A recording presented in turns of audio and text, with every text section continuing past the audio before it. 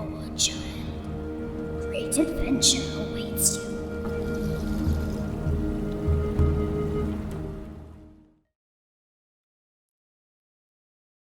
Hey guys, it's me, the dreaded DM, or Dread, or Caitlin. Gonna take a quick minute just to.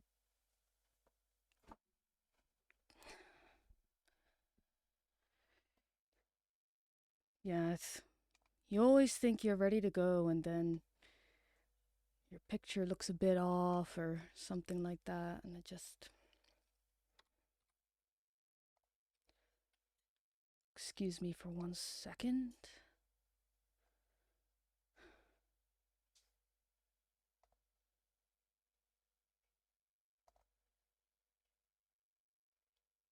There we go.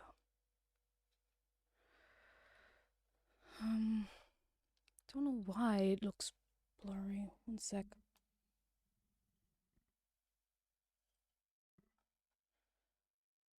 That's better. um, maybe just a squidge. Nope.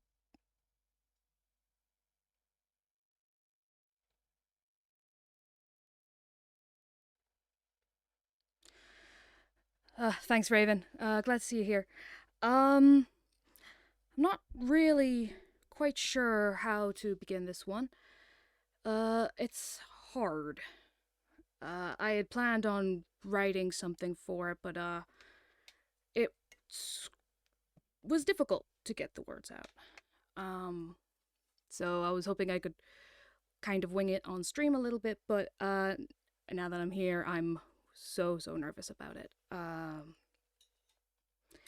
But I guess I'll start off with the first thing first. So I always introduce my streams as calling myself the Dreaded DM, or Dread, or Caitlin, because of. And I revealed my real first name because of a blunder I made like very early on in my stream, where while talking to myself, I said my name out loud. I had never really intended to reveal my real name, but I kind of outed myself. So there you go. But for me to continue with this particular stream, which I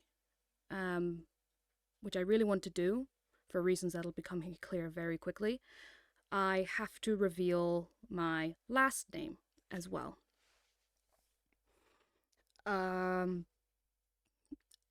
Again, I keep my name fairly private, just from a safety standpoint. It's not always the best idea to have your real name out there for people to use along with your image. But sometimes and it was just like a personal thing in myself. I wasn't comfortable sharing my name. But I am really wanting to do this particular stream on this day, and to do that I have to reveal my last name. And my last name is McCabe. My full name is Caitlin McCabe. And honestly, this stream is not really going to be about me. In fact, where it is about me kind of ends. It's more about the person in this photo here with me when I'm very young.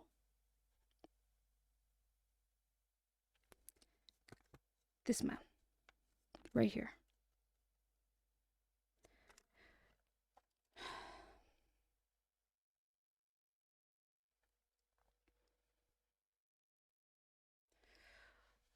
That man, is my grandfather, or was my grandfather. He passed away 3 years ago today. And of course he was special to me because he was my grandfather. but he was a lot more than that to quite a few people. And when I was young, people would, well, not people. I knew he was a writer from a very early age. In fact, that was to me was one of the coolest things in the world, that I had a grandfather that was a writer, that wasn't didn't just work in some boring office job, and he was a writer, like Roald Dahl, or like one of the books I used to read as a kid, like Lewis Carroll, like J.K. Rowling, who I was a big fan of back in the day. My grandfather was a writer, and that was great.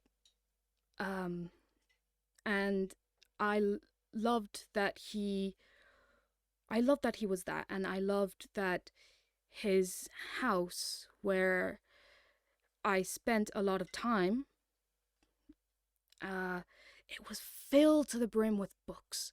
Just like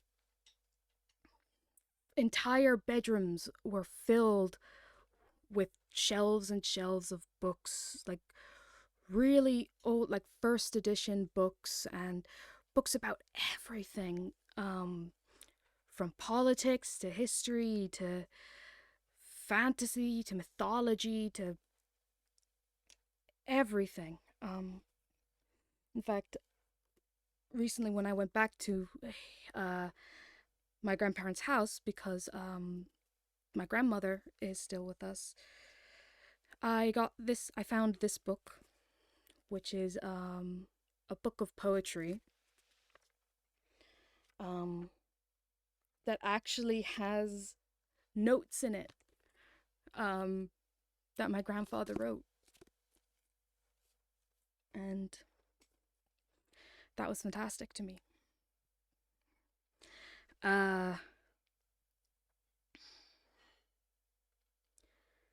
But yeah, truly such. Whenever I think of the word wise, whenever I try to picture a person that applies to that word, who is the personification of that word, I think of my grandfather.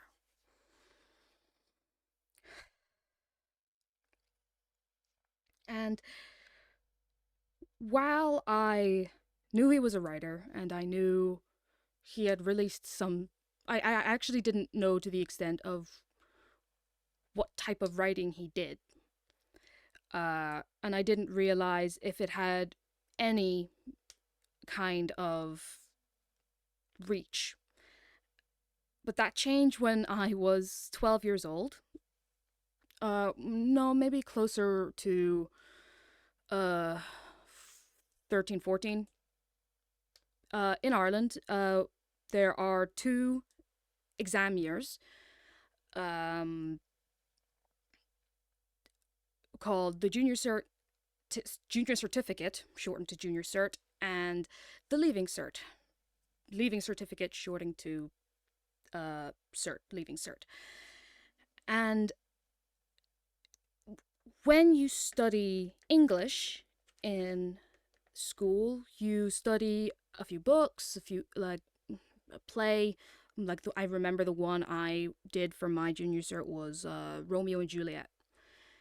And the Exams Commission of Ireland, they publish the papers, the past exam papers, so that while you're studying for these exams, you can use actual questions, right? And I remember one day I was looking through the exam papers of my English class, and I stopped on one of the questions, and I was very surprised to see the title of a book that I recognized, and not only that did I recognized the name. It was my grandfather's book. I believe it was Death and Nightingales. Um, that's probably his most famous one. I'm not quite sure.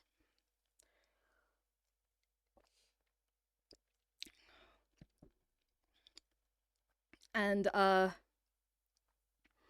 I was very surprised to see that my not only was one of my grandfather's books famous enough that other people had heard about it, but it was also something that people my age were reading to study. So for anyone who studied the Leaving Cert and had to study Death and Nightingales by my grandfather, whose name was Eugene McCabe, I apologize because I know I haven't read the books that I studied in secondary school since then, and I don't hate them because I like books, but I can understand why other people may not like that book because they had to study it and it caused them a lot of stress. Um, so for that, I apologize. Um,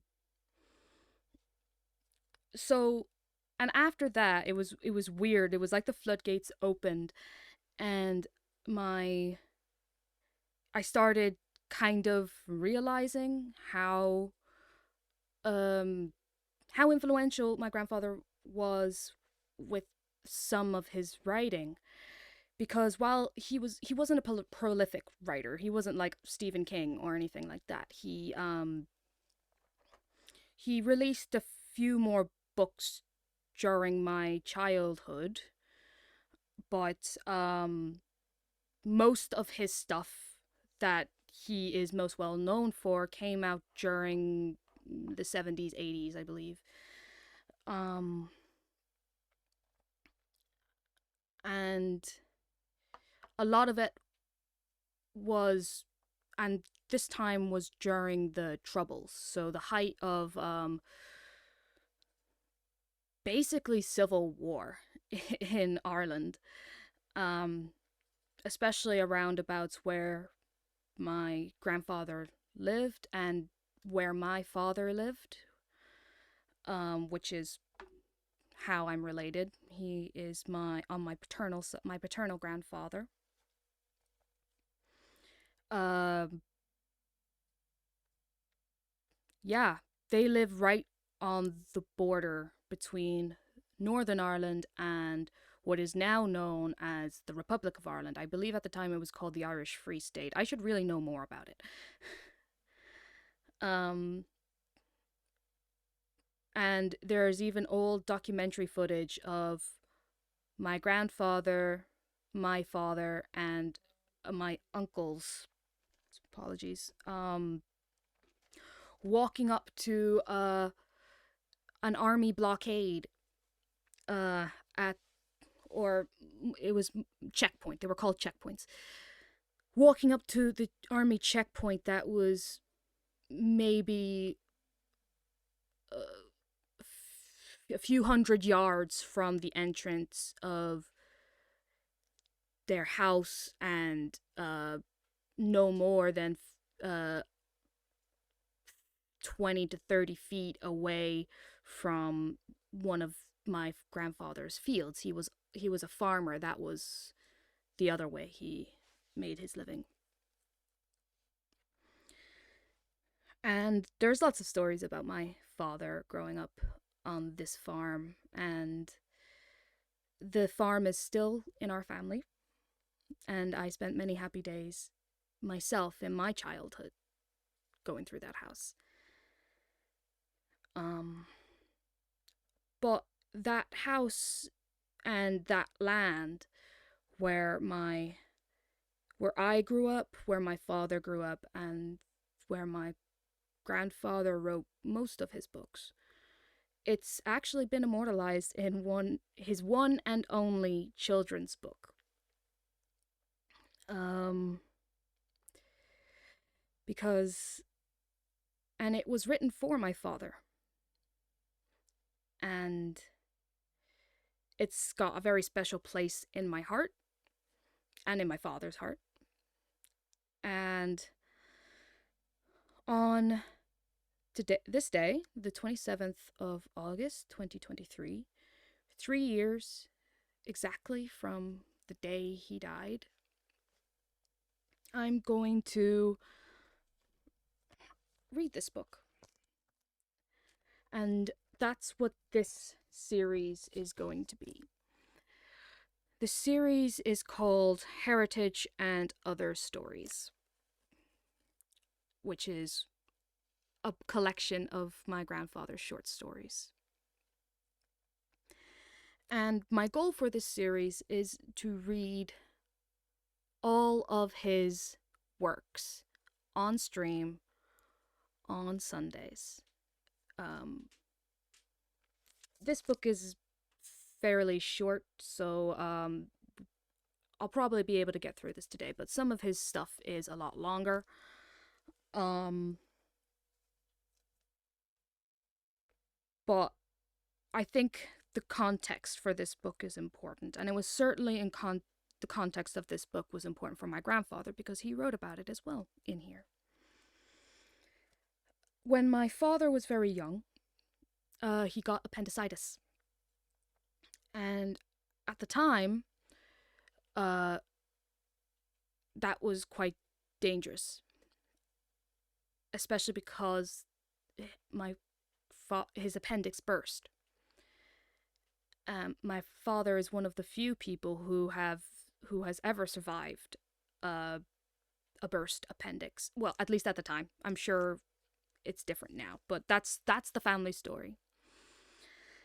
They were, at one point, they were so sure that my father was going to die that they gave him his last rites, which because my grandmother is Catholic, so they gave them Christian last rites because they were sure he wasn't going to make it. And it was a very stressful time for my family. And during that time, my grandfather wrote this book. And I'll read the first, the preface of it. But I will say this book is the first edition of the book, which was published in, it was published in 1986 by O'Brien Press. That I don't believe this edition is available anymore. This is the most recent edition that at least I have and that I could find. The name is different. It's called Cyril's Woodland Quest. And I believe you can get it online. Maybe. I'm not sure. Sorry, this is hard. And yeah. So if you want to check it out yourself, great. Like this, the first edition of the book has descriptions of like all of the animals that are mentioned in this book, including what the Irish words are for them, which is pretty cool. And in the original, there is also these drawings of like all of the areas that the main character goes through.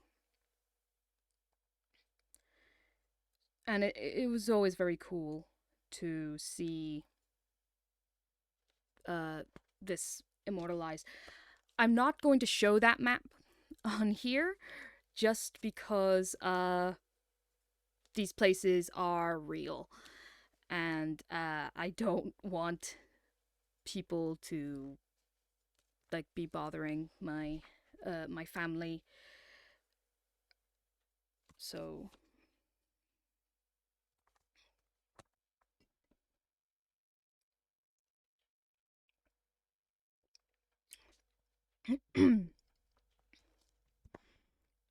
So I'm going to start this if there are nice pages, because like I said, there's beautiful artwork in this as well.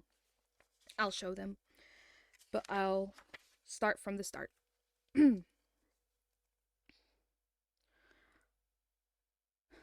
Preface. Years ago, I saw a solitary red squirrel in a beech copse near my house, looking very forlorn. I never saw it again. Like the fox our children once saw running across the frozen lake at Berdochin, it was an image that stayed in my mind. Years later, it surfaced at a time of family stress. Our son Patrick had been moved from Monaghan Hospital to Jervis Street, Dublin, after 3 operations and was for a while gravely ill. Patrick recovered, and afterwards Cyril was written as a kind of therapy and thank you. Louis Lenton read it, and an abridged version was broadcast in 6 parts on RTE, read by my daughter Ruth. Here now, 10 years later, is the full text. Like I said, this was released in 1986. Yes.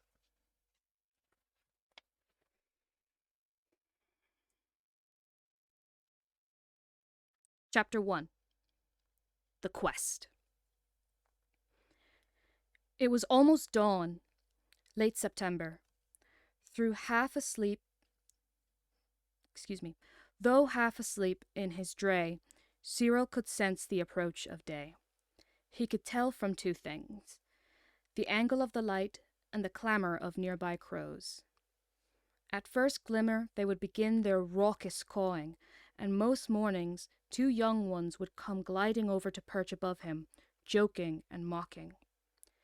He could hear them now as they flapped from branch to branch, taunting him. "Little Cyril lives up high. Alone, alone, we hear him cry." Unkind neighbors, Cyril thought. More than that. Cruel, really.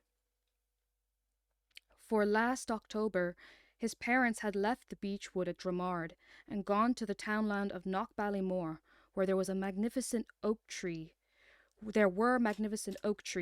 laden with acorns. Cyril had been too small to travel. They had not returned. 2 days passed, then 4, then 6, then 1 week, 2 weeks, 3 weeks, and then the leaves had turned from green to yellow, brown and gold. Suddenly it was November. In 3 days almost every leaf had gone, and Cyril was alone in the great bare crown of beech, staring across Berdochin Loch and Summerhill Loch to the Dummies Loch, and beyond that to the beautiful loch of Knockballymore.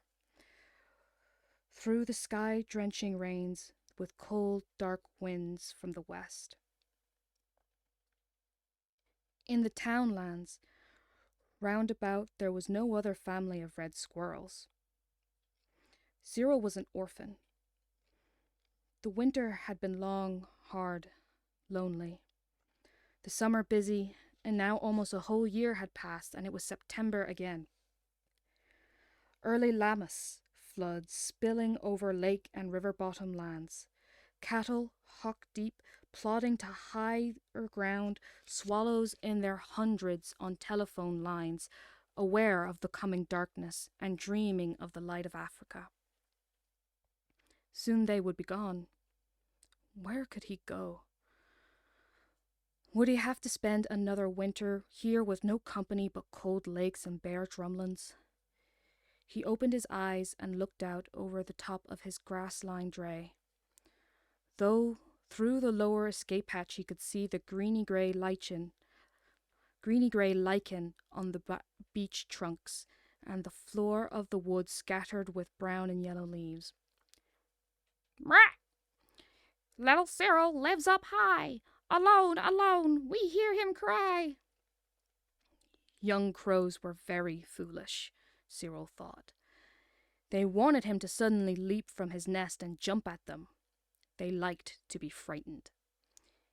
He stretched the 4 fingers on each of his paws and moved his thumbs, then straightened his 5 sharp toes. Slowly he uncurled his long, round, bushy tail. It was glossy and the color of dark copper. He crept to the escape hatch.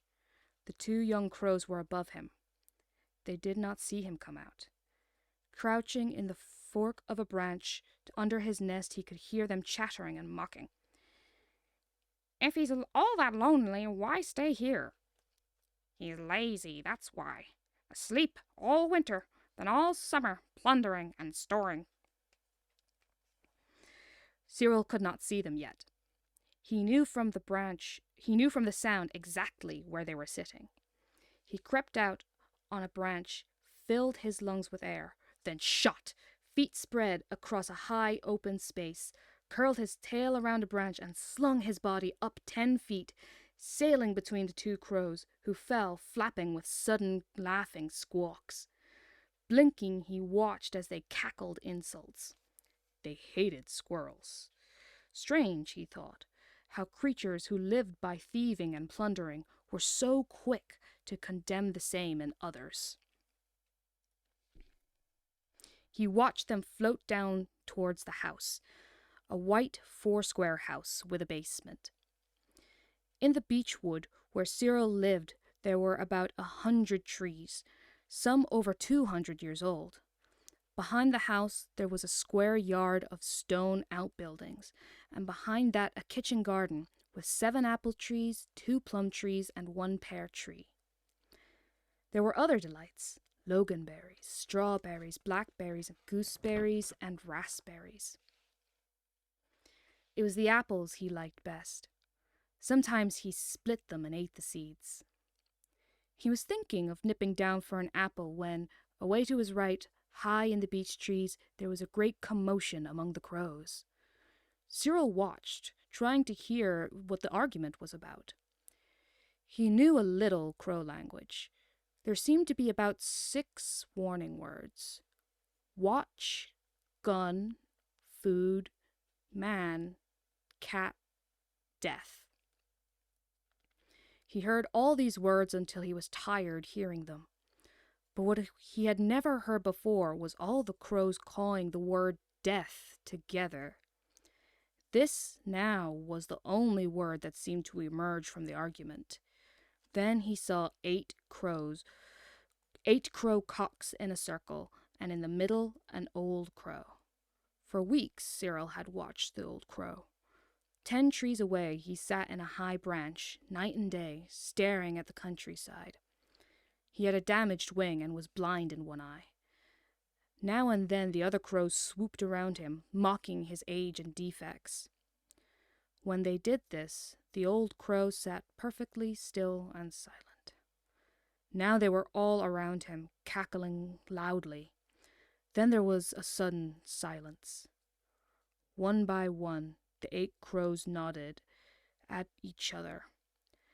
Suddenly, they jumped on the old crow, and then all fell, flapping and squawking to the ground, pecking without mercy. In less than half a minute, the 8 flew up and left the old blind crow lying dead.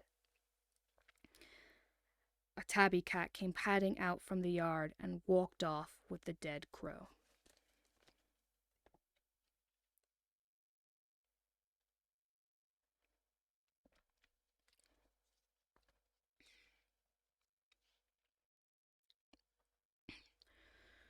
Cyril was shocked. He stared down at the spot where the crow had lain. He shivered in fear and felt more lonely than ever. He longed to have someone who could explain things. He thought of his friend Charlie, the badger. Charlie had told him about crow courts, but he had never seen one until now. To be killed by your own sort for some misdeed, defect, or for old age must be the most awful way to die, Cyril thought. In the silence that followed the killing, Cyril sat blinking gloomily. The crows were quiet. The sun had come out. The lake was a blinding shield, and somewhere a chainsaw began its the hard, low moan as it clawed its way through the butt of a tree. No point in sitting in an old plough, brooding and feeling sad, Cyril thought. I'll go to Charlie. He thought again of the lonely winter ahead. How could he face that? Maybe Charlie would have some suggestions. Charlie was said to be the wisest creature in 10 Townlands. Mention anything and he could talk about it, and everyone liked Charlie.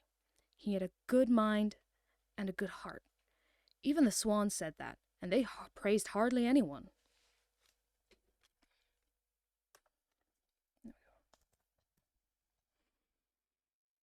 When Cyril decided to move, he moved very quickly. It was difficult to spot him except in the spaces between trees. In less than a minute, he was sailing through the air, from branch to branch, through the great beeches down to the oak trees that grew beside the road, until he found himself at the chestnut whose forked trunk was the entrance to Charlie's set. Cyril did not leave the branch. Sometimes Fergus Fox lay hiding in the brown rushes close to Charlie's home. Cyril very much preferred to talk down to Fergus. Better to keep your distance with a sly fellow like that. He put his tongue against his teeth and gave a double whistle. Below the chestnut he heard a cough and a growl. Charlie was home all right. He came out and peered up, his expression genial. "Cyril, my dear little friend, how are you? Come on down. It's days since we had a talk." "How are you, Charlie?" So-so," Charlie said. "Not good, not bad. Fair enough, I suppose. Can't complain or shouldn't." "Anyone about?" Cyril asked. "You mean Fergus Fox, Esquire?" "The very person," Cyril said. "Can't smell him hereabouts. No special odour and soft air." Cyril dropped to the entrance to Charlie's set. He somersaulted by way of greeting. "You seem in good fettle, your usual high spirits," Charlie said. Cyril noticed that Charlie looked a little woebegone. He must have worries too, he thought. His eyes seemed bloodshot. He knew that Charlie was being kind when he talked of high spirits. Cyril had often told him about being sad and lonely. "Yes, I'm fine, more or less," Cyril said. "Oh? Well," Cyril said, and told Charlie about the Crow Court. Charlie looked away for quite a while, then said, "Yes, seems cruel, heartless. But how would you like to be 100 years old, half dead, sitting in a tree dreaming of the barley fields of Louth and long ago, not able to hunt? Maybe that killing was a kindness." "It was horrible," Cyril said. "Yes, well, life can be very..." Charlie searched for a word but couldn't find it.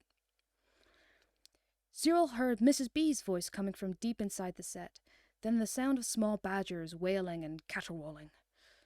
Charlie peered into the set. "Onset of winter. Unsettling, Mrs. B. Then, of course, there's the dampness and a lot of mouths to feed and all kinds of rumours about trapping us and shooting us and hunting us and digging us out and gassing us because some cows got sick maybe 20 miles from here, and we never travel more than 2 miles from home. Poor Mrs. B feels badgered, and so, in truth, do I." He dropped his voice and nodded towards a hump of ground in the rushy bottomlands. "I also understand that our friends are about to tax the air we breathe." Cyril was so astonished that he did a double somersault and squeaked, "How? Who? When? Where? Tax the air? Impossible! It's not fair!" Charlie shrugged and sniffed and growled. "A tricky question. A very clever move." Cyril watched Charlie's face and waited for explanation. He knew that when Charlie said "our friends," he meant the rats who lived in the hump of high ground. The rats were very powerful and feared by almost everyone. Charlie would never use as blunt a word as rat. He always said our neighbors or our friends in the hump. The hump had been the dumping ground for the town's slaughterhouses for over 100 years. Now, although humans had stopped dumping, all the best rats for miles around continued to live there. At night they left it for the town dump over the hill and returned at dawn. How? Cyril asked. They don't own the air. Certain hints, suggestions, obscure remarks have been made, and of course, they're everywhere. Watching, listening, noting. There's nothing they don't know. When you come, when you go, when and where you eat, when you sleep, when and where you travel, or when you die. Food is scarce for everyone, not only our friends. Things have reached a state with hedges being rooted out. Dumps poisoned, rivers and lakes polluted, that our friends decided something would have to be done.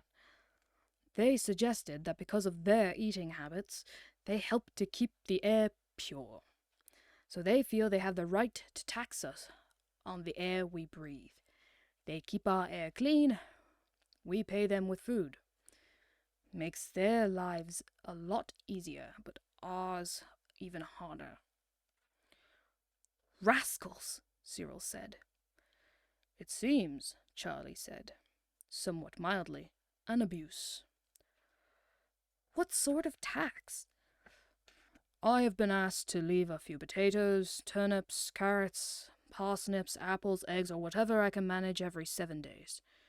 They make it sound a reasonable request. I'm a reasonable person. I hate unpleasantness with neighbors, especially our friends. Are you serious, Charlie? I have no option, Cyril. I live on the ground. They can threaten me. Different for you, you live up in the trees. They can't catch you. I'd refuse. Not if you were me. Are the swans playing? They're leaving some food at the side of the stream between the two lakes. And Fergus Fox? Charlie gave a deep chuckle. Fergus has said he'll deliver a turkey, 6 old hens, and an odd lamb for good measure. He made a speech that shamed the rest of us, full of generous gestures and promises. Absolutely, he said. You people do the dirty work and should be well paid. Charlie chopped his voice. The truth is, Fergus will never, ever, the longest day he lives, give them as much as a chicken's liver, and he will have marvelous excuses. He'll keep making promises, and they'll believe him, and by some miracle he won't suffer. Ah, well, we're all different. If I can help, Cyril ventured. Not at all, Charlie said. Tax is a fact of life. People who live honestly are plundered, and people who plunder everyone got away with murder. Same the world over. I'll pay nothing, Cyril said, but I'll snitch apples for you, Charlie. It's too risky. Anyway, you can't swing around by yourself much longer up there. In a few weeks it'll be winter. Last winter was hard on you. You must be uncommonly, profoundly, unutterably lonely. Yes, Cyril said. This is what he had really come to discuss. He looked sideways, away towards the lake. The water dazzled. He knew he was near to tears. Charlie had a way of putting things that made you understand the truth, and the truth was that Cyril was very, very lonely. Charlie had this tax worry. All the other animals had worries too. But Cyril felt that loneliness was the worst thing of all. Charlie broke the silence. The biggest temptation, and the thing to be avoided, to be avoided is self-pity. Self-pity, Cyril repeated. Being sorry for yourself. It's a disease. Humans suffer from it. They drink out of bottles, fall down, fight, and smash themselves because they think they have terrible problems. The truth is, there's nothing that can't be solved. Believe me, this is true. I'm not so sure, Cyril said. Your problem can be solved too, Charlie assured him. You must travel, Cyril. You must set off on your own into the unknown until you can find someone of your own kind. You must find a companion who will come back and share your beechwood. You squirrels can travel long distances. You're bound to hear of other squirrels. Don't brood and feel sorry for yourself. Go out into the world. Search until you find what you want. Cyril sat silent and thoughtful after this speech. He was excited, too. It's a quest. Oh, bleh. It's a quest, Cyril said. Charlie said. I'll just do that again.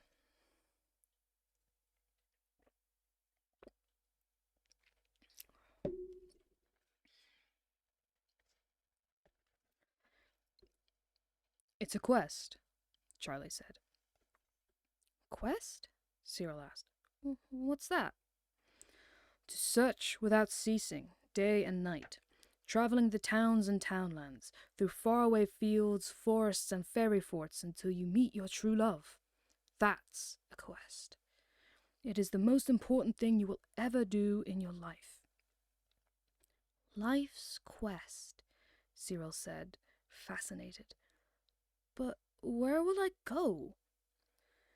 The world seemed large and threatening at that moment. You must make inquiries, Charlie said. Find out which direction to take. Who can tell me? Ask the birds, Charlie said, and the rabbits, pigeons, hares, foxes, crows, otters, especially otters. Good travelers, and they know all the secret ways. You might even consult our friends. And then, of course, Charlie paused. There are your grey cousins. Cyril spun around and his tail flicked angrily. Never. But why not, Cyril? I'm a different color. I think differently, I look different, I feel different, I am different. And they're bullies. They mock and hiss and despise and chase me because I'm smaller. Grey squirrels are the last ones in the world I'd ask. There was a quite a long silence before Charlie replied. You are closely related, he said. They look, Cyril said, a bit like our friends. That's not kind, Charlie said. But it's true, Cyril said. And you're forever talking about truth. Charlie sighed. The real truth is that there is great trouble between you red and grey squirrels. It could and should be solved. Charlie paused and looked so steadily into Cyril's eyes that Cyril was forced to look away. Think about that. And before you go looking for your dream, remember that romance is like... Charlie paused for such a long time that Cyril asked, Like what, Charlie? Have you seen the swans by moonlight? Often. The hare in snow? Yes. The kingfisher at Shannock? Yes. The orchard of Armagh in April? I've heard of them. Charlie paused and then said, They may not be what they seem. I don't understand. You will. Someday. But romance, Charlie. You haven't told me what it is. I have hinted. Suggested. Be careful of dreams. they may not come true. All I can say now is, good luck, Cyril. Make your inquiries, go on your travels, and we'll talk again soon. Farewell, little friend. And Charlie went back into his set. That was always how he ended a conversation. Bluntly, leaving Cyril with a feeling that something had been left unexplained.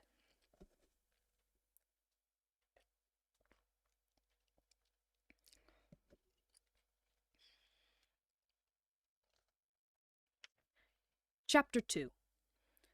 King Rat's Advice. Now what? Cyril thought. Or where? The September sun was gold and filling the countryside. The ripeness of autumn was everywhere. Nuts, fruits, and berries galore.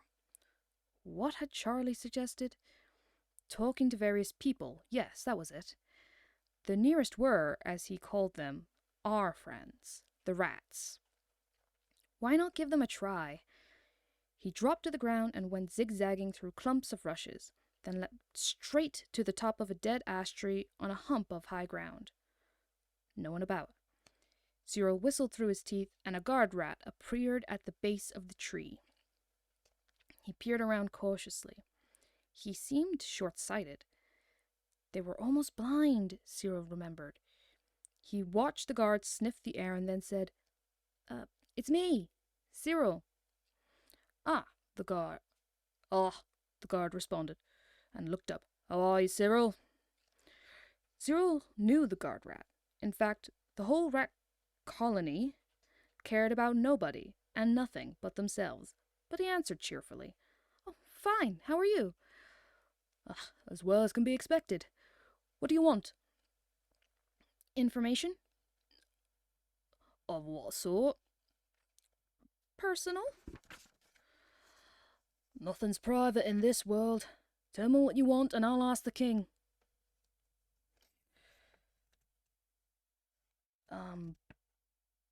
The manner was rude. Cyril decided to try again. Rudeness from people you don't care about doesn't matter much. Can't you ask the king to have a word with me? The guard rat scratched his whiskers with a paw. Why? Because I ask politely.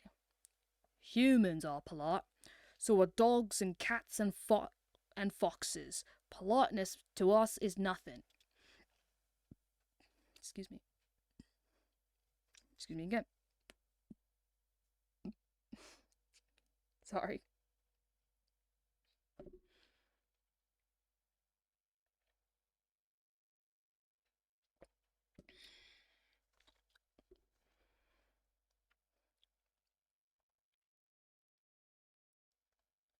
What have I ever done to you people?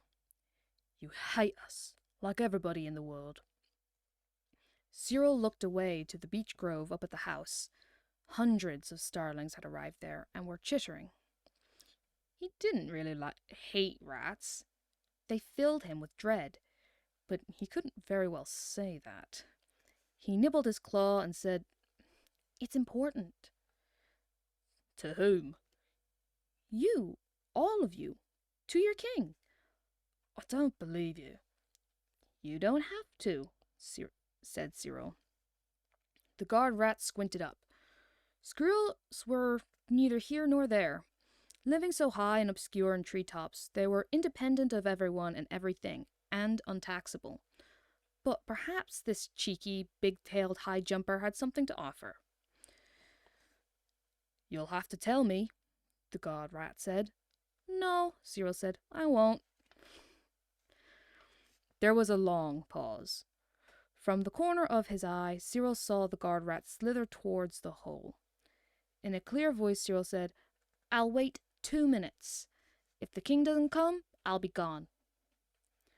The guard paused to hear this, then vanished. In less than half a minute, Cyril could hear a squeaky commotion deep in the mound, then silence. First the guard rat came out, then 5 other big grey-brown fellows, rough-haired and suspicious-looking. Then, after a pause, King Rat.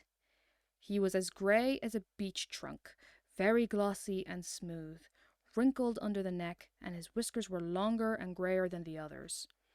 There were pouches under his bright, glittering eyes. His claws were longer also. Without looking up, the king said, "I will speak up to no one. If you have something to say, come down and say it, face to face." "Of course," Cyril said, and dropped lightly to within 2 yards of King Rat. He knew he could be at the treetop or 10 feet away if any of them made a hostile move. Close up, the king seemed even more impressive. He seemed bored and tired when he looked at Cyril. "Well?" "Your Majesty," Cyril said. "Don't mock," King Rat said. "I must call you something, sir." "Say your piece and be done," the king said. "What's important to us?" Cyril sniffed. "This air tax?" King Rat raised one eyebrow. "Who told you?" "Charlie." "Brother Brock, our grave old crock. What did he say?" "Quite a fair tax," Cyril told him. King Rat smiled. "In 2 hours we could drill his burrow full of holes and his cubs would drown in the first downpour. Naturally, he's helpful." The king smiled, showing very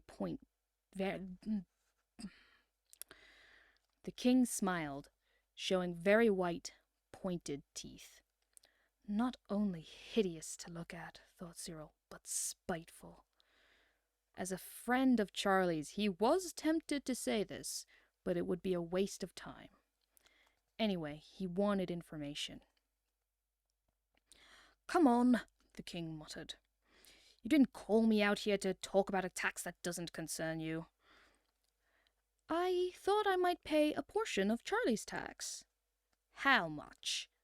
"An apple a day, when available." "A small luxury.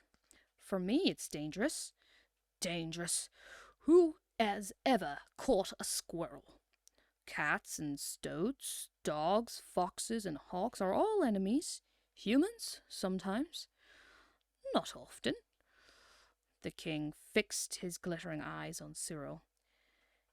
"You didn't call me out here to moan about that. What else?" He was shrewd. Cyril couldn't think of nothing else to say, so he muttered,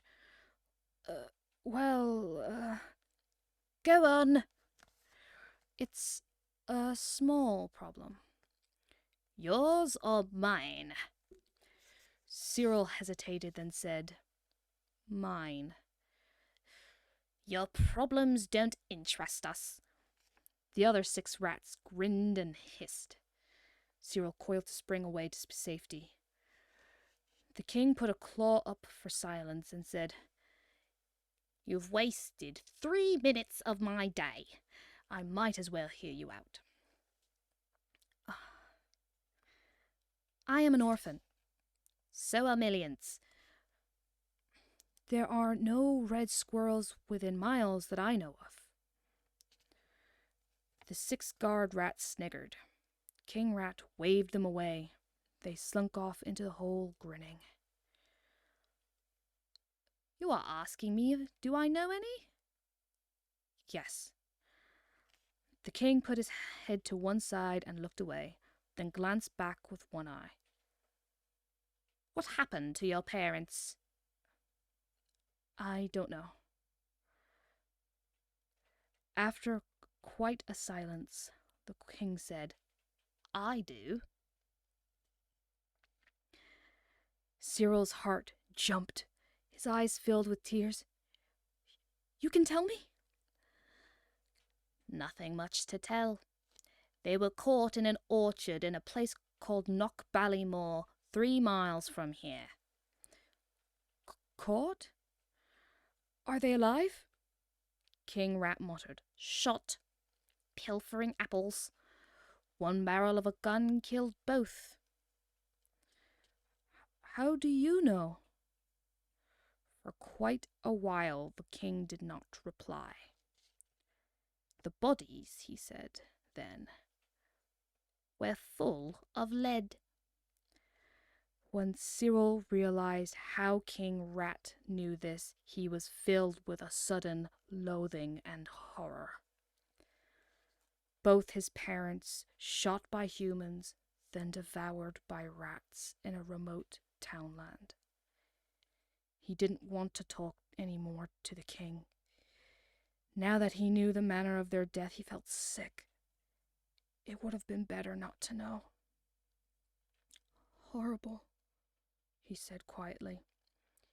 King Rat stared and gave a faint shrug.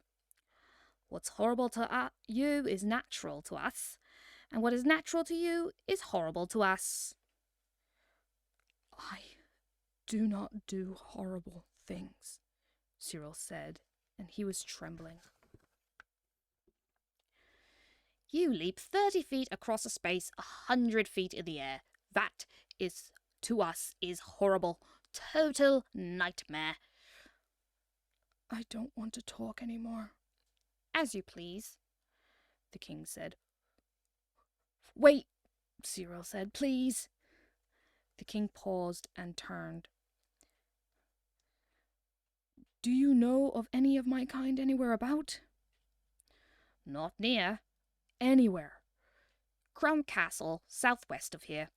Pippin and his wife Lily have a daughter and 3 sons. There's another crowd at Anna McCarrig. Old Falvey, the widower, has 3 daughters. That's southeast of here. How do I get to Crum Castle? West. Follow the River Finn. And to Anna McCarrig? East. Follow the old railway line. It seemed to Cyril that both places were very far away. How far? He asked. Half a week's journey for you.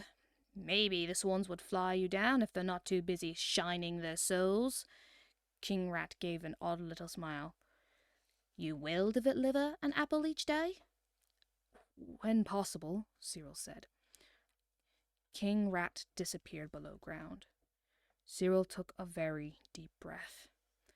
The interview had been strange, both unnerving and fascinating.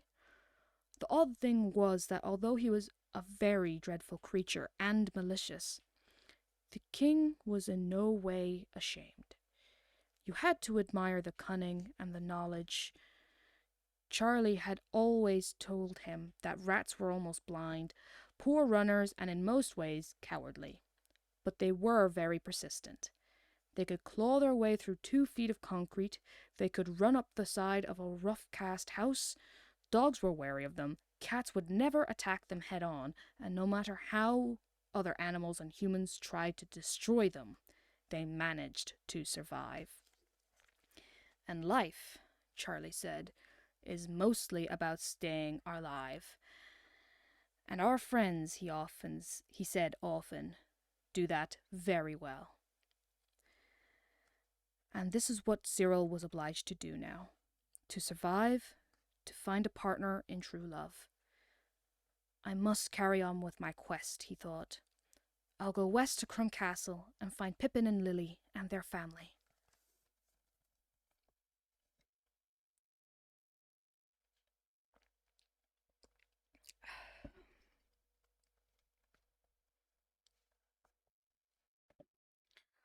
Excuse me, everybody. I'm just going to take a quick second to refill my drink. I am quite thirsty. I shall be back in a few minutes. Everybody else go take a little bio break for themselves as well.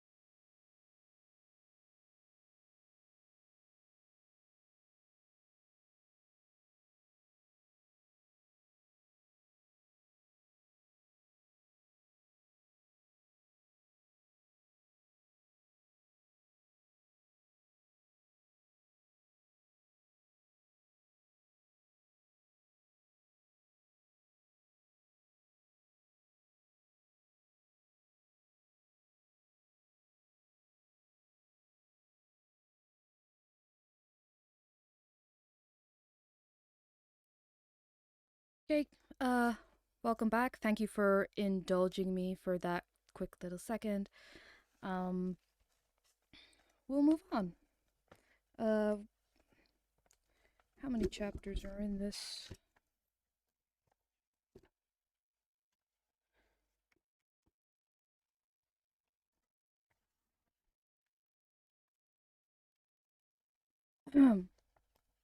Excuse me.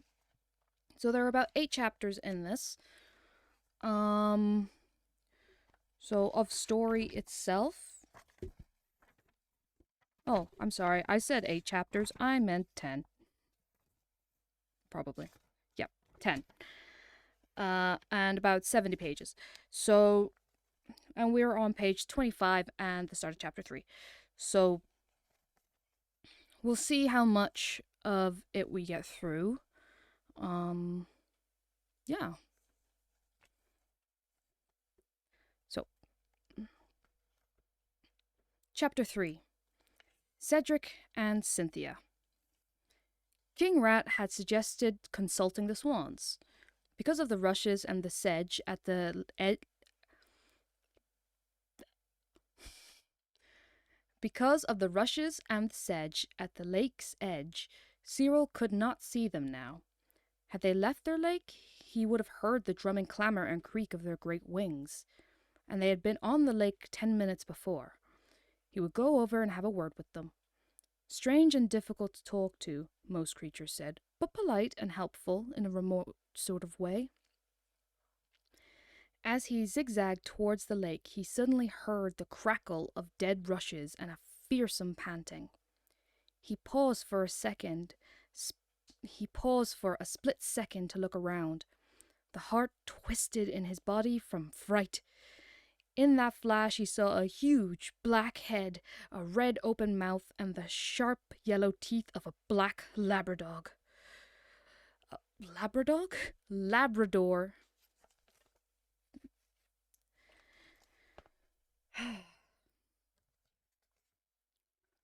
The heart twisted in his body from fright. In the flash he saw a huge black head, a red open mouth, and the sharp yellow teeth of a black Labrador dog. He sprang sideways with a terrified squeak. The roadside hedge was too far, and he could now cut. The roadside hedge was too far, and he could not now cut back to the dead ash tree. He was trapped. In a panic, he kept in a line for. Sorry, everyone.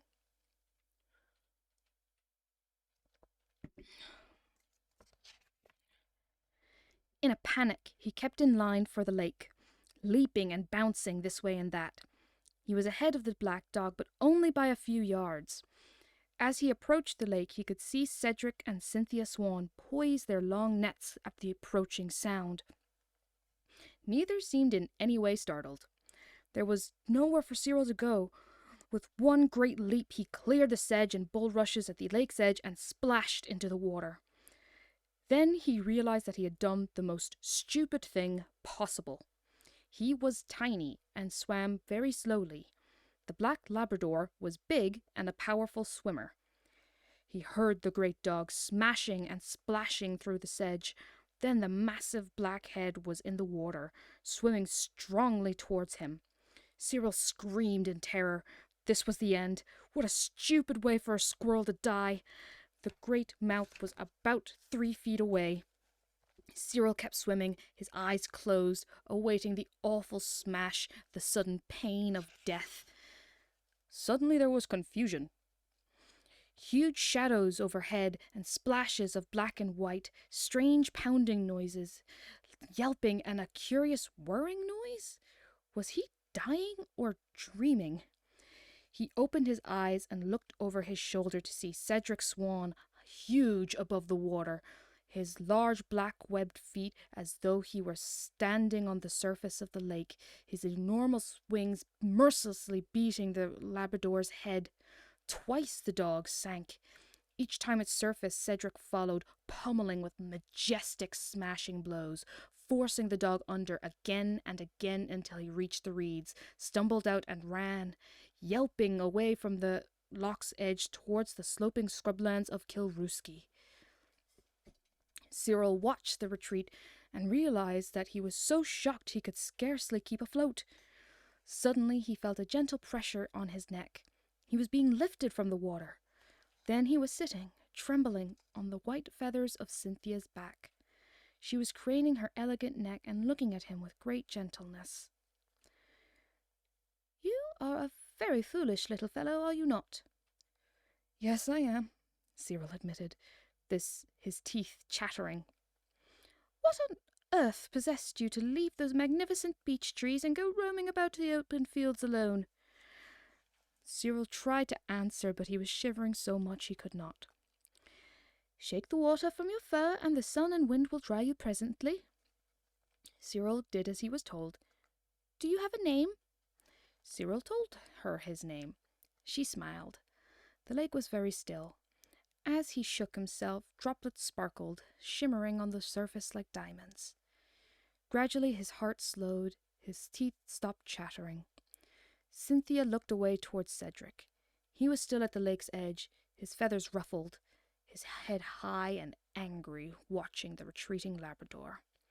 Satisfied that all danger was past, he turned, composed his feathers, and began paddling towards his spouse, who sat motionless, the red squirrel perched on her back. Cedric's expression seemed rather severe. He said, "What were you thinking about, Squirrel? The whole thing is most intrusive and interruptive."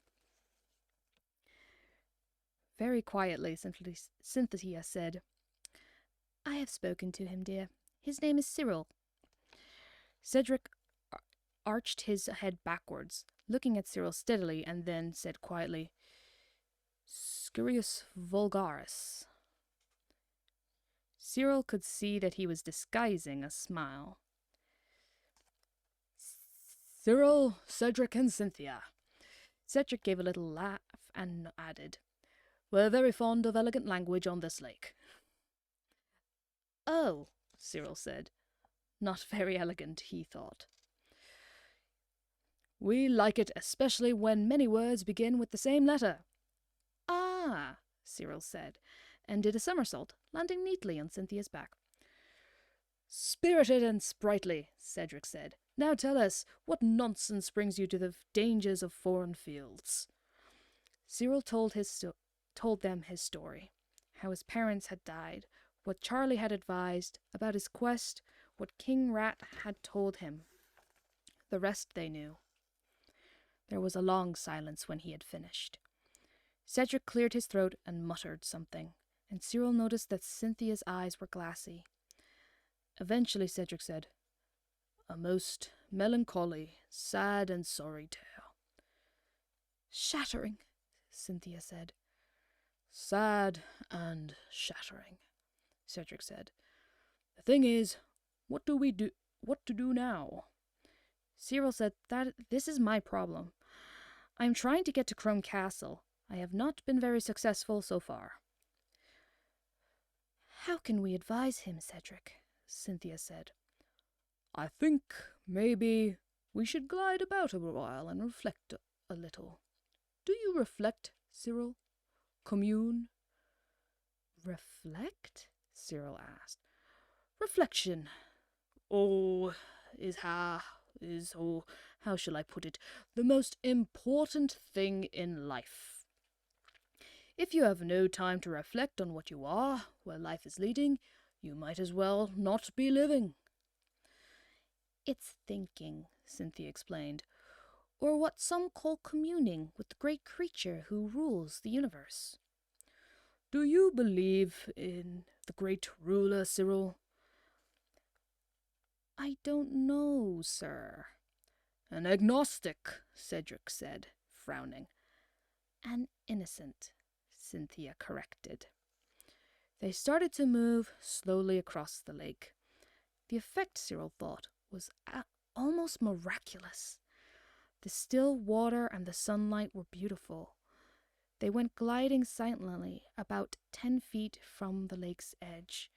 Cyril, sitting on Cynthia's back, could see down through the clear water to masses of green undergrowth and hundreds of perch and roach darting in silvery shoals. 2 curlews wheeled overhead with rippling calls, dropping suddenly into the marshland at Berdochin, an area of cut-over bog, alive with willow, stunted thorn bush, drumheads and coarse grass, alder trees and bog pools. In the middle of this, somewhere, the swans had their nest. From the tree-tops, it often seemed to Cyril as if they were paddling silently through trees and grass. Nice sound, Cyril said. What? Cedric asked absently. Curlews. It's agreeable, he said. A lovely liquid note, but they have strange habits. This time of year they build maybe 3 or 4 nests, which they don't use. Why? Cyril asked. Why do you sleep all winter? I don't. But surely I snooze. Some days I eat. Some days I even run around in the trees. Are you sure? I'm certain. I always thought you people slept the winter long. Perhaps you merely dream of eating and running around? Am I dreaming now? No. Then I don't sleep all winter. Do you do a little gathering? No, not till spring. Some of your kind are inclined to rob nests. I have never robbed a nest in my life, Cyril said. Grey squirrels certainly do, Cedric said. They are rats, Cyril said loudly, who climb trees. Cynthia asked very quietly, Who told you that, Cyril? My parents. Cynthia smiled and said, They are not rats, and even if they were, rats must live too. Cyril realized that his angry outburst about his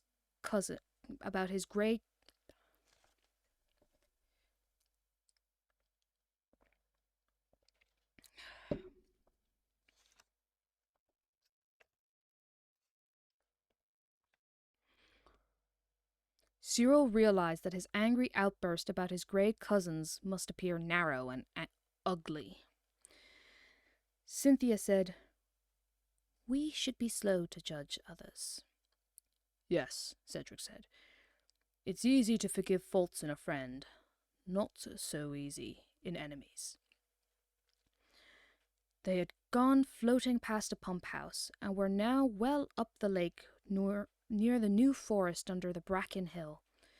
As they approached, the trees seemed to go floating backwards. When they reached the stump of a huge ash tree that had been pushed to the lake's edge, they faced the sun, and Cedric began to commune.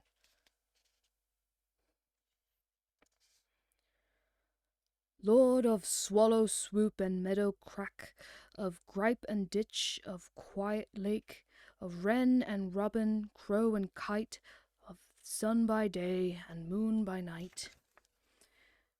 Maker of tides that never cease, master of stars, guard our peace. For 10 minutes or more they went on communing. Cyril's pointed ears became more and more pointed as he listened.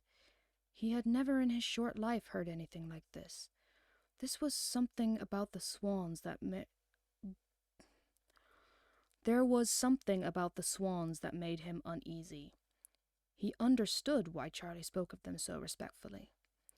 This must be what Charlie meant when he said they were high-minded.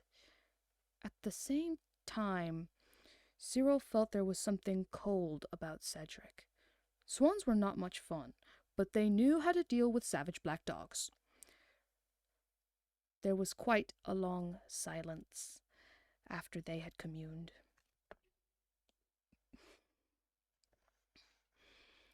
Cyril wanted to sneeze, but felt that if he did it, it would be a most serious matter. He put a finger and a thumb on his nose and managed to prevent it. Eventually, Cedric asked, Do you think you could commune, Cyril? I'd like to try. Can you remember the words? Not one. Cedric seemed a little displeased. You were listening. Oh, yes, Cyril said, and sneezed suddenly. Oh, poor little chap must be frozen, Cynthia said. You must be conscious of creation and beauty, Cedric said, unlistening. Living in those magnificent trees you must be. Every minute of every day, Cyril said. Then you must try to commune. But I do. How? Cynthia asked. Cyril hesitated. What he was about to say might sound foolish, but he decided to say it just the same. When I'm happy and the day is fine, or nuts are in millions, I jump and swing and sail through the trees and laugh at nothing. That is communing, Cynthia said. I expect so, Cedric muttered. But that was last year when my parents were alive, Cyril said. There was quite a silence when Cedric said, Listen, Cyril, it has been most pleasant to meet and mull with you. I'd be dead if we hadn't met, Cyril said. Cynthia laughed. Nothing happens by chance, Cedric said. There is a hidden meaning in our meeting. We must talk again. Pursue your quest. It's a noble one. I wish you hearty happiness. How will I get to Crum Castle? Cyril asked. Cedric blinked, looked away and said, Otters. Your friend Badger correct. Your friend Badger's right. Otters are your best bet. Tremendous travellers from seashore to littlest lake. They know the sources, channels, underwater ways. Seek out the otters. They'll get you there. Meanwhile, I wish you success. Thank you, Cyril said, and he felt those 2 words to be very poor stuff indeed. He wished he could think of something elegant to say. It was also clear to Cyril that it was less trouble for Cedric to make a speech than to help him get to Crum Castle. Small as he was, Cyril had his pride and had no notion of asking the swans to oblige. He bid the swans farewell with a blink and a nod, jumped from Cynthia's back to the tree stump at the lake's edge, and watched them float away across the lake. Cedric slightly ahead. Twice Cynthia looked back, arching her beautiful neck in farewell. In response, Cyril jumped, thrusting his bushy tail up, waving it from side to side. No wonder other creatures envied the swans, their moon-shaped lake in a hollow of drumlins with its fringe of birch and alder, and a mysterious silence over all but for the occasional curlew and winter guests from the north, teal and woodcock. Guard our peace, the swans had chanted. Selfish creatures, Charlie had once muttered. I suppose, Cyril thought, they found true love long ago. They don't need anyone or anything else.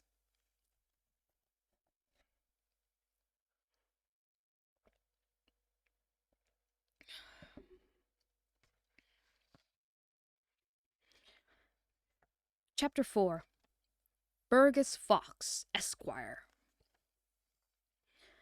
It was sheer bliss sitting there, looking at everything. The lake, the other animals, the countryside.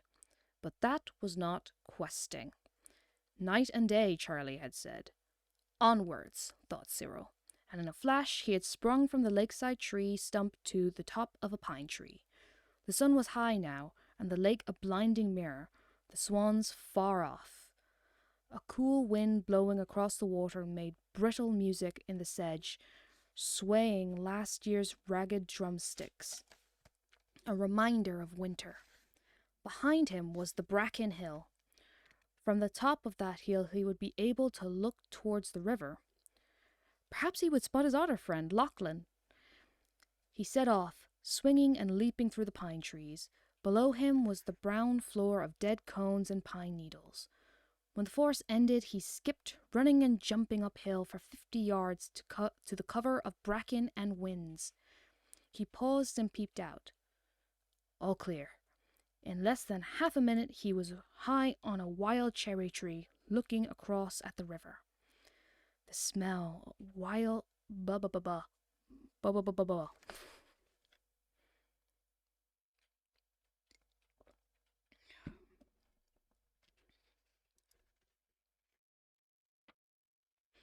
The small wild cherries were delicious.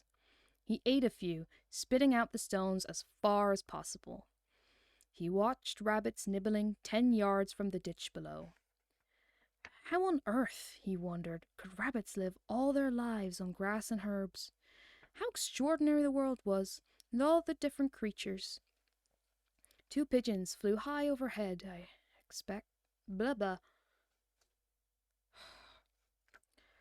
2 pigeons flew high overhead. I expect, he thought, they think only flying creatures are free and have an interesting life.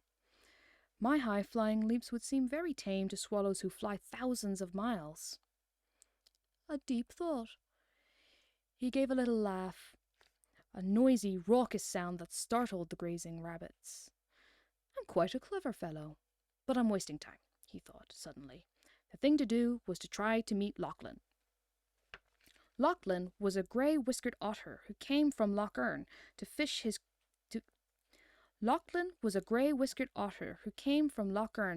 quiet tributary of the Finn River. She was, as everyone knew, wise about lakes, rivers, and streams, and she knew the 365 islands on Loch Earn, some small, some quite big, and some of them dense with oak, ash, and thorn. Lachlan was good fun, too, even if she was sometimes slightly scatterbrained. Often she started talking about 3 or 4 things at the same time, and in the end said nothing about any of them. A pleasant creature to be with, casual about most things except waterways. Cyril was about to drop to a lower branch and head off again when he suddenly heard the distant yelping of hounds from Tirnahinch beyond Dramard. He had often watched the hunt with a mixture of fear and excitement. He caught sight of an orange flash in the woods, and suddenly it was in the open. Even though he was over half a mile away, Cyril knew it was Fergus Fox, tail out like a flag, running easily down the sloping field. He crossed the road, went through a small area of scrub, then out into the lake field.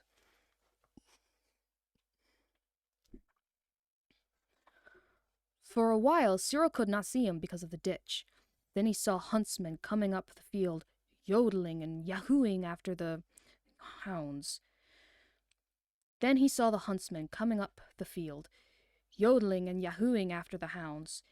He knew they were watching Fergus, who emerged now at the end of the ditch. Without pause, he leaped into the lake exactly as Cyril had done and swam steadily towards the forest.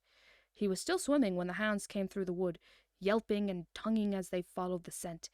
At the road they lost track. Then one hound found it, gave tongue again, and soon they were all running down the back of the ditch.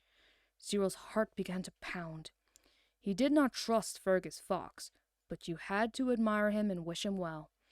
He could not see where Fergus was now, but he knew he must be out of the water and into the forest. He was still wondering where he might have gone when the orange flash came from the bracken 50 yards away. Fergus, dripping wet and not even running, came across the open part of the bracken hill, in no way worried or concerned. He stopped, sat on his hind legs, and looked down at the hounds. There were about 12 of them, yelping and arguing among themselves, some running back towards the road and others going up the other side of the ditch. Eventually, the leader of the pack gave tongue, and they all followed, running around the wrong side of the lake. From his perch in the cherry tree, Cyril could see Fergus smiling. He called out, "Mr. Fergus Flyfoots, you fooled them again." Without looking around, Fergus gave a little chuckle and drawled, "Ah, it's you, Cyril. What brings you up here?" "Cherries." Fergus sat another full minute, watching the countryside. The hounds were now out of sight. When he was sure that no strays had tracked him, he came over and sat under the tree. He looked up at Cyril. "Where did they find you?" Cyril asked. Near a hen house at Gordon and Winnie." Did you get any hens? Fergus ignored the question, smiled, and asked, Can you see any stray hounds from up there? Cyril scanned the landscape. None. There's one old hound called Jason. Never hunts with the pack. He knows a few of my tricks. They're miles away, Cyril said. Mostly a stupid lot, Fergus said. They make so much noise, and the humans running after them screaming and hollering are worse. Are you ever afraid? Cyril asked. Fergus shook his head. With horses it can be a little scary. Humans can see where I go, and some horses can jump high and run very fast. But he shrugged and did not finish what he was going to say, so Cyril asked, Where are you staying at the moment, Fergus? Here and there. Charlie says you come and go. You were talking to Charlie? Yes. When? This morning. How is he? Worried a little. He's always worried. What now? This air tax. Our filthy friends. Fergus's lip twisted with contempt. They tell me, Cyril said, that you've promised to pay. They? King Rat himself told me. Charming creature. You spoke to him. Yes, quite an honor. Are you going to pay? What do you think? You won't. Correct. If I can find poisoned lambs, I will, of course, leave them quietly. Compliments of Fergus Fox, Esquire. Otherwise, they'll get nothing from me. Would you do that, Fergus? Of course, I hate them. They must live, Cyril suggested. They must die, too. And the sooner the better. What a strange character he was, Cyril thought. Like the rats, you couldn't really like him, but you couldn't really hate him either. Clever creatures were like that. He had heard cats talk in much the same way. They were cold and didn't care what anyone thought about them. Charlie's going to pay. Fear, Fergus muttered. I'm afraid of nothing but a gun. If they bored holes around your den, your little ones might drown, Cyril suggested. And what would I be doing while they were boring holes? Fergus gave his long, pointed jaws a sudden snap. Quick as that! Charlie's too slow to bite back, and he can't see as well as I can, or hear, or smell. This boasting annoyed Cyril slightly. He knew it was not true, so he said, If they came in hundreds, what then? I have many friends. I'd give one special bark and dispose of our tax problem very quickly. Fergus smiled and looked up at the tree. Surely you're not paying, Cyril? No, but I thought I'd help Charlie. Fergus nodded. Cyril knew that Fergus thought this a foolish gesture. It's a free world, Fergus said, more or less. He smiled up and asked, Do rats eat cherries? Are you gathering food for them up there? I just happened to be here when I heard the hounds. Why are you so far west? I'm questing, Cyril said. For what? A red squirrel family. Fergus said, a paw on his head as though trying to remember. He tapped his skull gently. Would you care to come down, Cyril? We can talk more closely. I'm sure I could solve your problem. I take it you're lonely. That's true, Cyril said. Then come down here and we'll have a chat. I can hear quite well from up here, Cyril said. Also, I can keep a lookout for stray hounds. I don't want to see you eaten. Very true, Fergus said. Very wise. What an old cute nose Fergus was. Solve your problem. He wasn't lying. A squirrel for breakfast would solve two problems. Fergus's hunger and Cyril's loneliness. You're afraid of me, Cyril, aren't you? Cyril opened his mouth to reply, but thought better of it. You are, Fergus said. Most creatures are afraid and full of hate. Next to rats, I'm the most hunted creature in this whole land. My smell is disliked, my orangey, earthy coat and tail, my thin, pointy face. But I don't whine about it. I live by my wits. I love my family. If I am cornered by a dozen savage hounds, I'll fight and die in silence. Those moony-looking swans, look at them, floating about in grandeur. When it comes to dying, they gobble like turkeys. Don't they sing? Gobble and squawk. He paused and muttered, I know. Cyril felt he had to say something. They say you kill for sport, Fergus. Fergus's thin lip curled. His yellow teeth showed in a smile of contempt. Humans kill us for sport.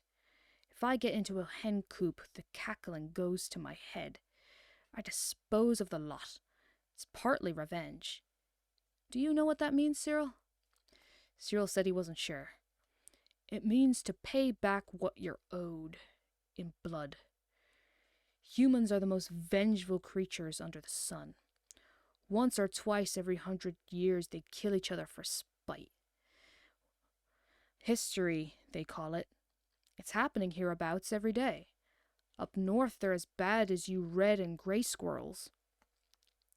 The humans I know, Cyril said, live quietly. Nothing is what it seems, Cyril. Charlie told me. I know. Oh, do you? I am up this tree because if I went down to talk, it might be the end of my life. Fergus threw back his head and laughed silently. His eyes closed, but Cyril could see that he was being watched through two very narrow slits. Eventually, Fergus said, I don't eat squirrels. I don't trust foxes, Cyril said. You're quite a brat. You'll survive. I hope to, Cyril said. As they were talking, Cyril noticed that 2 or 3 rabbits had come out of the ditch at the top of the bracken hill. Must take some exercise, Fergus said, and loped off toward a big square stone about 20 yards from the ditch. The rabbits scurried away to their bunkers. For 10 minutes, Cyril watched Fergus get up on the stone, tumble off, and shake himself. Now and then he would lie on his back, paddling his 4 feet in the air, or keep very still, as though sunning himself. Then he would shake himself, put his head on his paws, and close his eyes. Though he was high and far away, Cyril could see the narrow slits of Fergus's eyes and the gleam of watching. From the bunker entrances, the rabbits watched these antics. Then one by one they came out to nibble. Fergus continued tumbling from the stone, paddling the air or lying dead still, watching the rabbits through half-closed eyes. Cyril was fascinated. How strange other creatures were. Fergus was obviously up to something. Cyril was still wondering about this when he seemed, suddenly, to see double. He then understood. Fergus, in 1 pounce, had jumped from the stone and with a quick snap killed a rabbit. Then he went trotting off. It was so sudden that Cyril could hardly believe it had happened. No wonder he was famed for cunning. Even as he had watched, Cyril had been so mesmerized that he could not imagine why Fergus kept repeating the same capers again and again. It would be a story for Charlie when he returned.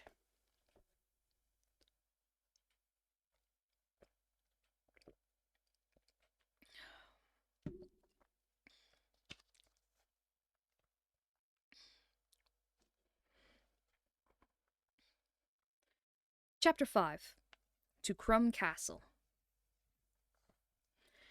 Cyril could see from the sun that the day was advancing, so he decided to make his way quickly towards the river in search of Lachlan the otter. Firstly, he had to get from the bracken hill to the river.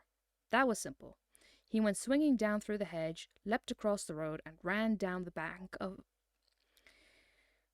He went swinging down through the hedge, leapt across the road, and ran down the back of a ditch. In seconds, he was up an oak tree at the riverbank.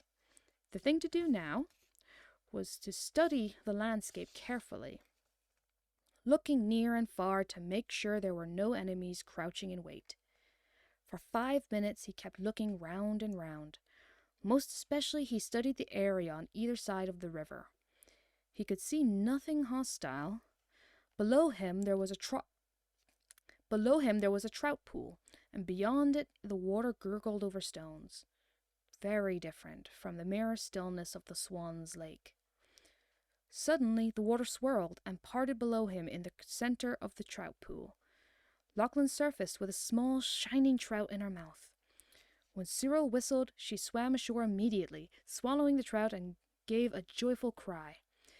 She clambered up the root of the tree. Lightly, happily, Cyril dropped to within a foot of his wet, whiskery, brown-eyed friend.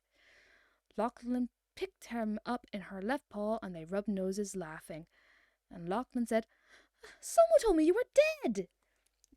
"I'm not. I can see that. My parents are." "Oh." "Yes." "How?" "Gone." "When?" "October last." "Ah, you poor wee fellow, all alone." And so they talked for 10 minutes about the long winter and the hard spring and how they had fared. Oscar, Lachlan's mate, had been caught in a net somewhere in Upper Loch Earn and drowned. She was so heartbroken she couldn't eat for days. When she began to hunt, she was too weak to swim. "December it was," Lachlan said, "and I very nearly died." "How did you manage?" "Your neighbours, the swans, saw me crawling through a bog looking for something, anything to eat. They told Charlie Badger.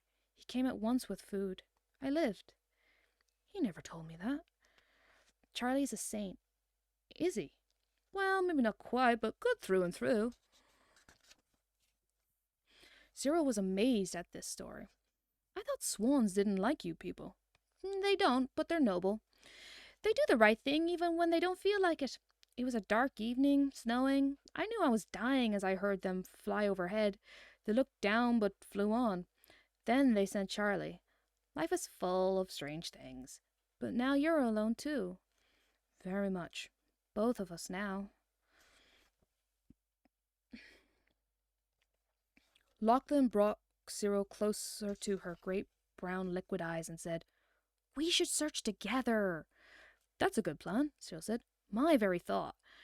Lachlan jumped into the pool, blew a mouthful of water into the air, and shouted, "Come on, Cyril! Jump on my neck, and we'll swim to the River Finn, then to Crum Castle." Cyril was a little nervous. Did Lachlan really know what she was doing? She blew more water and dived under. When she was in the water, it was impossible to talk to her. Again she shouted, "Come on, Cyril, jump!" Without thinking, Cyril sprang from the bank onto Lachlan's neck, and suddenly the otter's powerful tail and paws thrust them down the tributary towards the fin. Cyril had to hold on tightly. It was much, much faster than when he had been on Cynthia's back. "Am I heavy on your neck?" Cyril asked. "Can't feel you at all," Lachlan said, and then asked, "How will you manage if I go under?" "I'm not sure," Cyril said. "Can you hold your breath?" "I can try." "Then it should be all right," Lachlan said. Cyril had never been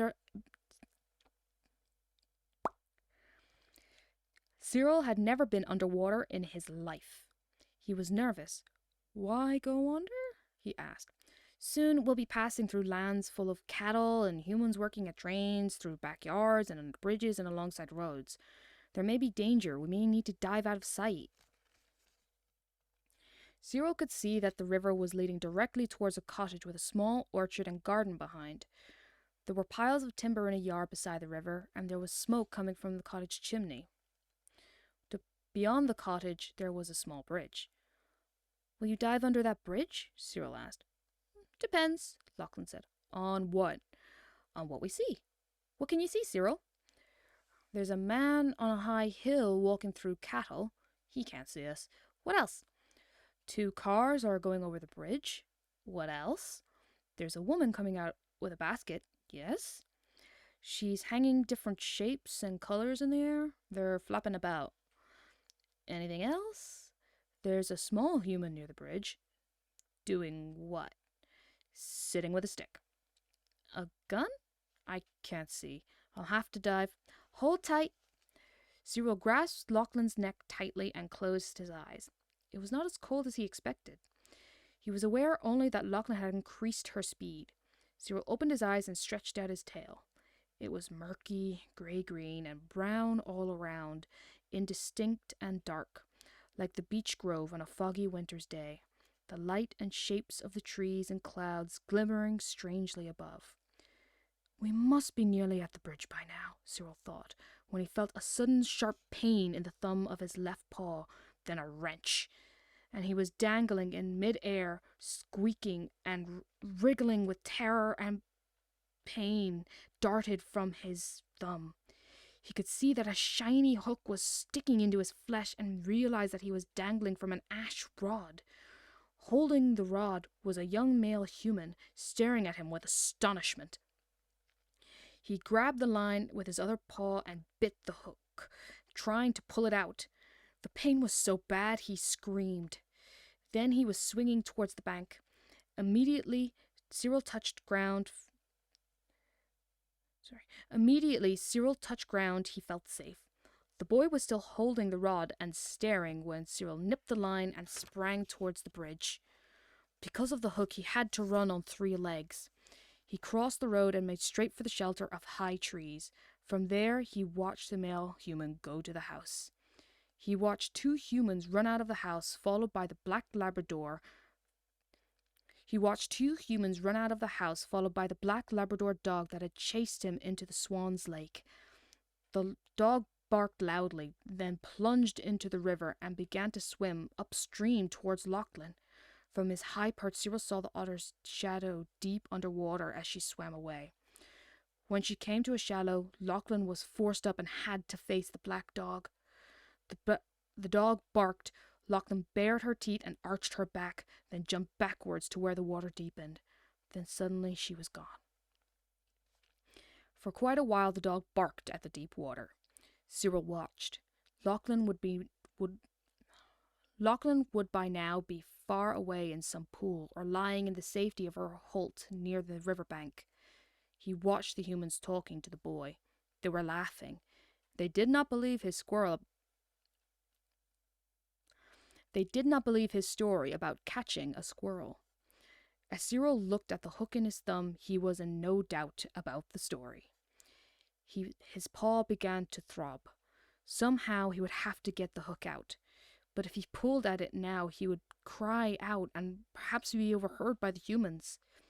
Painfully, he swung through the trees alongside the river, across the bridge at Knockballymoor, dropped onto a garden wall, and went on 3 legs towards a tumble-down summer house. Crouching in a corner of the summer house, he took the hook in his teeth and pulled it this way and that very gently. Pain twitched up his arm to his head. He stopped looking at it. Somehow he would have to get it out. What a piece of bad luck. He tried again.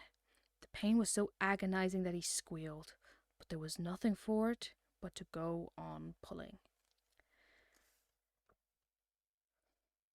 You know, I'm going to end it there today, because I actually have another stream later on tonight on Advanced Dungeons Intermediate Dragons at 9 p.m. And I don't want to tire myself out too much. I want to be able to get some dinner and take a little break before I have to be on there. This was really good. I was a little bit worried about doing this, and just because of it being my grandfather and being something that is quite personal to me, but I enjoyed it, and I hope you enjoyed it too. Sure. Deranged Rhino is online, and I've never raided him before, so let's give him a raid.